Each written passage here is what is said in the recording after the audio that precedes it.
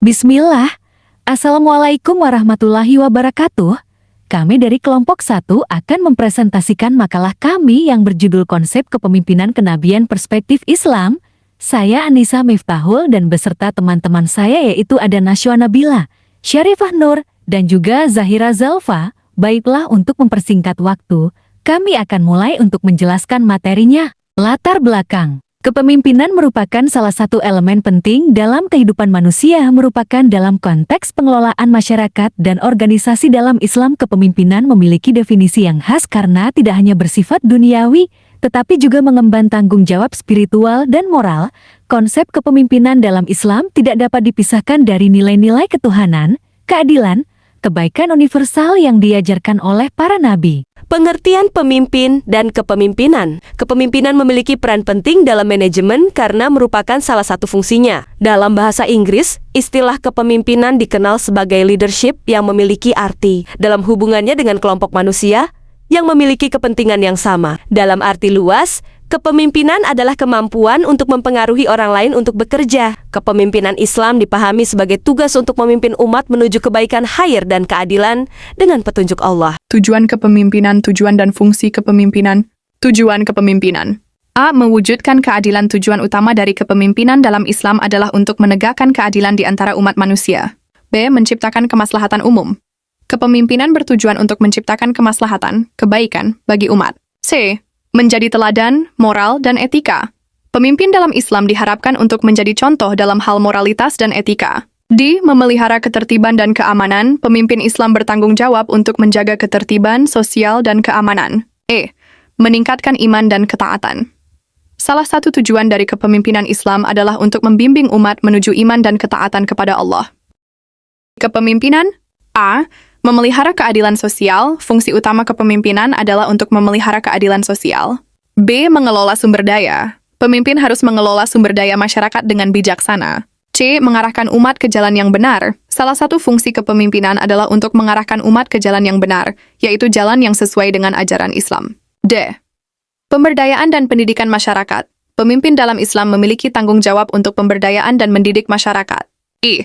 Menjaga kesatuan umat. Fungsi penting lainnya dari kepemimpinan adalah untuk menjaga kesatuan umat. Teori munculnya pemimpin. 1. Teori genetis. Teori ini bermaksud pemimpin itu tidak dibuat akan tetapi lahir untuk menjadi pemimpin oleh bakat-bakat alami yang luar biasa sejak lahirnya.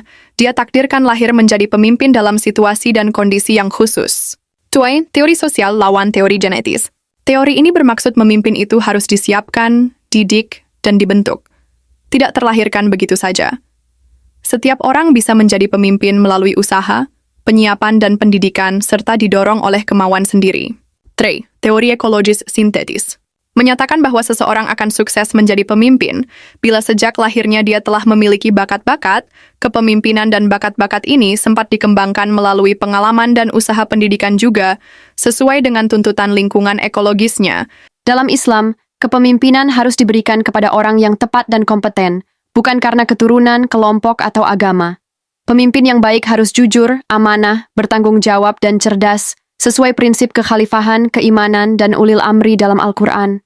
Manusia diciptakan di bumi sebagai khalifah, pemimpin, dan hamba Allah, sehingga setiap orang memegang peran penting dalam kepemimpinan. Keberhasilan atau kegagalan suatu organisasi sering ditentukan oleh peran pemimpinnya. Karakteristik kepemimpinan Nabi Muhammad. Muslim percaya bahwa Nabi Muhammad bukan hanya utusan agama terakhir, Rasul, yang sering disebut sebagai pemimpin spiritual, tetapi juga hakim yang adil, qadi, pemimpin negara, suami yang adil, dan ayah yang bijaksana, pemimpin dunia dan bangsa Arab. Kepemimpinan Nabi Muhammad menjadi saksi keberhasilan dalam membangkitkan keimanan, ketakwaan, kesetiaan, dan semangat juang untuk membela kebenaran dan membela hak sekaligus mengamankan pertolongan Allah. Zulhadi DKA 2020. Dalam pendidikan, kepemimpinan Nabi Muhammad merupakan kepemimpinan yang ideal jika dilihat dari berbagai rujukan perihal kepemimpinan yang baik. Kesimpulan. Kepemimpinan memiliki makna kemampuan yang ada pada diri seseorang untuk mempengaruhi orang lain dalam bekerja, sedangkan kepemimpinan dalam Islam dipahami sebagai tanggung jawab untuk memimpin umat menuju kebaikan khair dan keadilan sebagai dengan petunjuk Allah. Tujuan kepemimpinan yaitu mewujudkan keadilan, menciptakan kemaslahatan umat, menjadi teladan moral dan etika, memelihara ketertiban dan keamanan, meningkatkan iman dan ketaatan. Fungsi kepemimpinan yaitu pemeliharaan keadilan sosial, mengelola sumber daya, mengarahkan umat ke jalan yang benar, pemberdayaan dan pendidikan, masyarakat menjaga kesatuan umat. Baiklah teman-teman, mungkin itu saja yang dapat kami sampaikan. Jika ada yang ingin bertanya atau mungkin mau memberikan kami saran dapat menuliskan di kolom komentar. Sekian yang dapat kami sampaikan, dan terima kasih karena telah menyaksikan video kami sampai akhir. Lebih dan kurang kami mohon maaf, dan sampai jumpa di video kami selanjutnya. Assalamualaikum warahmatullahi wabarakatuh.